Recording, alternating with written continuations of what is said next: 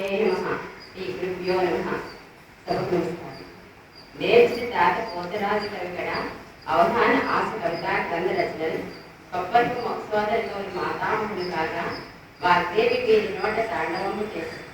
రచయించే స్థితి కావ్య నాటకాలు, రాసిన ఎన్నో పరిశోధన తాంత్రిక గ్రంథాలు, సమర్థతతో గుణపతిగా చేసి మనరులందే సాహిత్య సేవలో తెలుగు వెలుగు చాటి చెప్పారు.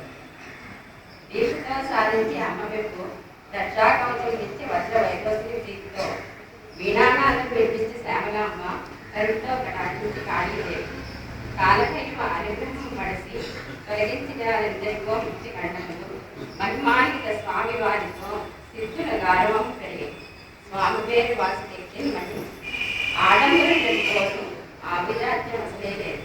ఆదరణే వారికి అలవాటెప్పుడు ఆచారమని పట్టుబడ్డరు అనర్హమని వరకులెప్పుడు అభ్యాసమే వారి రాజుపాట మంచి మాటే వారి నోట.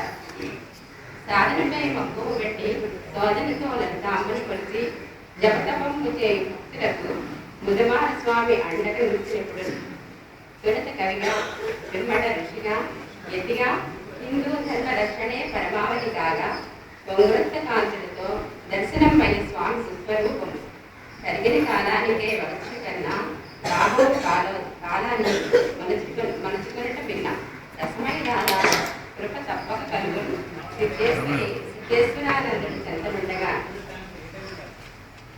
స్వామివారి జన్మదినము జగతికంత చూసుకోలేము. అందరి తరఫున నా శుభాకాంక్షలు.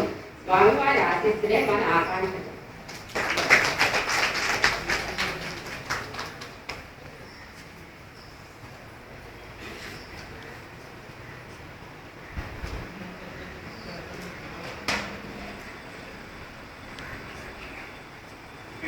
సుబ్బారావు గారు